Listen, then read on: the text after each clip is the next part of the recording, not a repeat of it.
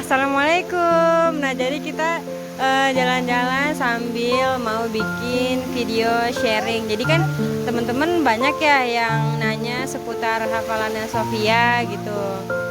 Nah, mumpung ada abinya Sofia di sini, kita bisa langsung sharing. Iya. Nah, jadi pertanyaan pertama nih, Bi. Gimana caranya supaya anak bisa hafalan Al-Quran? Sebenarnya lebih ke arah ini dulu sih, basicnya dulu. Jadi ketika kita punya anak itu, ya berarti kan kita harus punya pikiran bahwa kita membesarkan generasi gitu. Dimana membesarkan generasi itu kan perlu langkah-langkah yang tepat bagi sebagai seorang muslim gitu. Nah, kalau dari pengetahuan aku gitu ya, belajar-belajar, nyari-nyari gitu kan. Memang awal yang pertama harus kita tanamkan di anak itu gimana caranya. Pertama, dia bisa menghafal Quran. Terus dia juga bisa kita perkenalkan terus-menerus tentang Allah. Jadi dari awal gimana caranya kita bisa menumbuhkan keimanan gitu. Intinya kita perkenalkan kepada Allah. Itu hafalan, intinya hafalan. Kalau kita tahu para ulama-ulama kita gitu, awal-awal dasar-dasar mereka itu adalah basicnya pasti Quran. Apalagi anak itu kan dia masih niru ya, dari umur 2 tahun sampai 6 tahun itu dia benar-benar meniru, dan yang dia bisa itu terus sebatas mungkin dia mendengar gitu kan. Jadi ngepas nih, karena Quran juga memang sebenarnya dari awalnya juga diturunkan kan dengan cara didengarkan itu kan kepada Nabi Muhammad SAW. Gitu ya. Gimana caranya anak kita biasakan gitu, hafal sedikit demi sedikit, karena anak itu dia gampang banget meniru. Dia dikasih bacaan Quran dengan makhraj yang bagus, dengan di lagu-laguin, ya itulah yang nanti dia tiru. Karena kan heran banget gitu loh, ini kan Sofia usianya masih 2 tahun ya, belum 3 tahun malah. Kok dia udah bisa hafal, kalau bisa dihitung tuh udah 1 jusan gitu, malah udah merembet ke juz 29. Kok bisa? Nah, metodenya tuh kayak apa gitu loh, Bi? Metodenya memang harus setiap hari gitu. Jadi ya alhamdulillah umumnya gitu kan, bantu di murojaah sedikit demi sedikit, diperkenalkan, dibuat dia tertarik gitu kan. Kita bener-bener stop yang lain gitu, jangan tontonan-tontonan kartun-kartun lain, kita stop dulu. Setelin Al-Quran, hafal Quran sedikit-sedikit, kita murojaahin. Jadi insya Allah lama-lama ketika dia terbiasa sama dia seneng, udah cepet banget orang kecil mah, mudah banget bagi mereka itu gitu.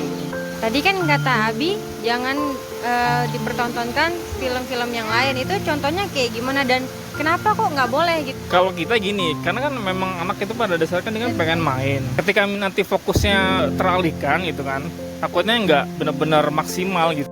Ya bukan yang nggak ada juga sih Sofia gitu kan, ada beberapa kali kayak Nusa yang kartun-kartun Islami gitu. Tapi ketika misalnya kita emang mau belajar mempelajari Al-Quran gitu, kita kasih pelajaran Al-Quran, kita banyak itu di hafalannya, pendengaran tentang Al-Qurannya gitu.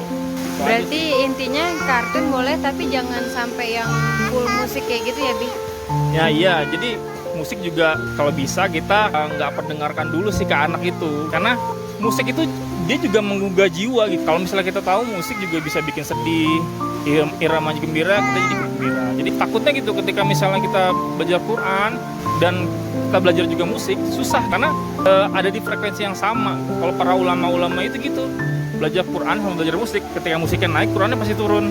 Karena kan memang kita kan punya visi misi nih, Sofia bisa jadi hafal Quran 30 juz, dan itu memang perlu usaha yang nggak sedikit gitu ya. Makanya harus benar-benar dijaga gitu. Oh ya, terus kalau misalnya nih, kan kalau Sofia memang udah dari lahir kita udah punya konsep gitu hafalannya Sofia gitu. Jadi udah mulai dimini-minimin musik. Tapi kalau misalnya ada anak yang ternyata udah kenalnya sama musik-musik duluan gitu, tapi si orang tuanya udah mulai tertarik dengan hafalan Quran, itu gimana ya caranya? Kalau gitu paling mulai dibiasakan lagi sih, sama diberi pengertian gitu kan. Memang untuk awal-awalnya pasti dia nyariin tuh, apalagi kalau misalnya udah sering gitu nonton-nonton yang ya lucu-lucu gitu kan, kartun-kartun lucu gitu. Awalnya pasti dia ya akan nyariin gitu kan, nangis. Dia harus benar-benar didisiplinkan pelan-pelan lagi, karena takutnya gini, waktu anak umur segitu tuh nggak akan kembali lagi gitu. Jadi dimana dia bisa benar-benar kita menirukan kita gitu kan, terus juga bisa sangat cepat dalam mempelajari sesuatu gitu kan. Masih bisa mungkin ya kita kasih pelajaran yang terbaik gitu, dan yang terbaik yang kita tahu ya apalagi kalau bukan Quran gitu kan. Dan kalau metodenya setiap hari bacain surat tuh 20 kali lebih, entah dari orang tuanya. Terus kalau misalnya orang tuanya sibuk, diganti deh sama murotal-murotal yang ada di YouTube. Kalau misalnya gini, kita habis dengerin musik nih, habis itu kita ke Quran, pasti kan kayak agak gimana gitu. Jadi karena kita udah tertarik ke situ gitu kan. Al-Quran itu kan musik terbaik seharusnya ya, irama terbaik yang kita punya gitu. Gak mudah gitu loh untuk bisa fokus ke sana gitu. Makanya dari awal kita harus benar-benar udah tegasin gitu. Benar-benar kita jauhin musik, nanti insya Allah dia lama-lama terbiasa gitu. Musiknya Quran aja. Sekarang musik semua di mana-mana ya. Asalkan kita nggak sengaja kita yang muter gitu. Yang penting kita udah tanamkan itu ke dia, dan itu insya Allah bisa melekat sampai akhirnya ketika dia sudah besar dia bisa istiqomah gitu. Untuk ibunya atau ayahnya, ini apakah harus bisa hafal juga atau kayak gimana? Ada teman-teman nanya kayak gitu. Ya tentunya kita sebagai orang tua juga harus punya ilmu ya gitu loh. Jadi ketika kita, jadi gini, umur 2 tahun sampai 6 tahun itu kan benar-benar masa anak tuh meniru. Dan siapa gitu yang paling dekat dengan dia gitu kan untuk bisa ditiru gitu. Ya pasti kan orang tuanya.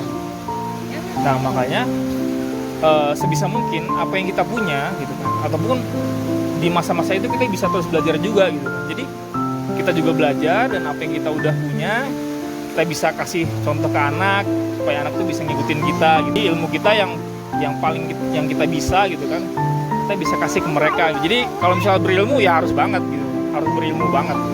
Emang seberapa pentingnya sih untuk ditanamin Al-Quran bagi anak-anak? Quran itu tuh dasar. Quran itu kan mukjizat. Semua yang melekat di Quran itu tuh akan jadi terbaik. Quran diturunkan lebih terbaik. Malamnya jadi malam terbaik. Ya kan, bulannya jadi bulan terbaik. Malaikat yang menurunkannya Jibril menjadi malaikat terbaik. Dikatakan seberapa penting, ya sangat penting sekali kalau kita mau menjadikan anak kita yang terbaik. Dan kalau kita lihat para ulama-ulama gitu kan, ya banyak dari mereka yang umur 5 tahun, 7 tahun sudah hafal Quran. Ketika di situ mungkin kita ada pikiran, kalau Quran aja yang dipelajari nanti yang hitung-hitungannya gimana, matematikanya gimana gitu kan. Ya mungkin memang mereka saat itu belum belajar itu gitu kan. Tapi ketika mereka sudah punya pegang Quran, semua pelajaran lain itu tuh akan sangat mudah gitu dikuasai. Kita pernah dengar ada namanya Al-Khawarizmi. Ya kan, ada Ibnu Sina. Awalnya mereka Quran ditanamkan hafal 10 tahun, 7 tahun. Setelah itu merambah ke bidang yang lain, astronomi atau perhitungan atau kedokteran. Mereka menjadi yang terbaik di bidangnya karena ada basic yang terbaik gitu loh, yang sudah ditanamkan gitu. Jadi jangan takut kalau misalnya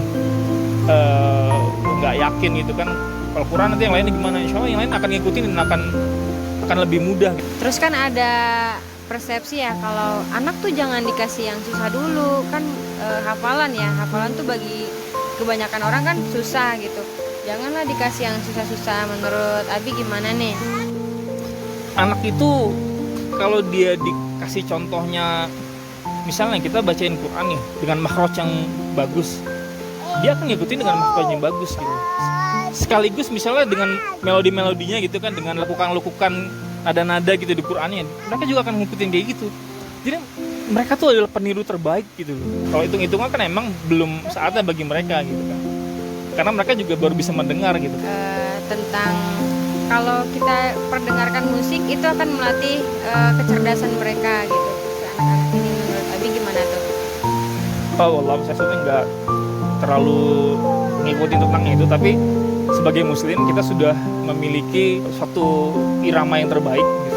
Terus juga ada nih kan kayak ibu-ibunya kurang yakin gitu, kayaknya nggak kepake deh kalau untuk anak saya gitu, karena dia emang benar-benar susah. Menurut Abi gimana nih dengan persepsi yang kayak gitu? Ketika misalnya kita udah punya pikiran susah ya akan susah gitu loh. Harus bisa optimis gitu loh, bahwa ya insya Allah kita bisa gitu ngajarin anak kita yang terbaik yang kita bisa gitu kan, dengan apa yang kita punya gitu. Berarti intinya memang dari orang tuanya udah harus yakin dulu gitu sama anaknya. Pasti karena gini, kita sering dengar kan ada istilah namanya ilmu parenting, nggak ada istilah ilmu anak gitu kan, karena memang yang dibenahi memang harus ibu bapaknya gitu, karena kan parent gitu kan. Makanya kita juga harus tahu gitu kan, kita juga harus punya ilmu gitu. Kita harus cari-cari gitu kan tentang bagaimana cara mendidik anak sesuai dengan ajaran Islam, sesuai dengan syariat gitu kan, supaya langkah-langkah yang kita lakukan itu tuh yang maksimal gitu. Dan anak kita tuh nggak jadi robot yang cuman ya dia ngikutin perintah sholat.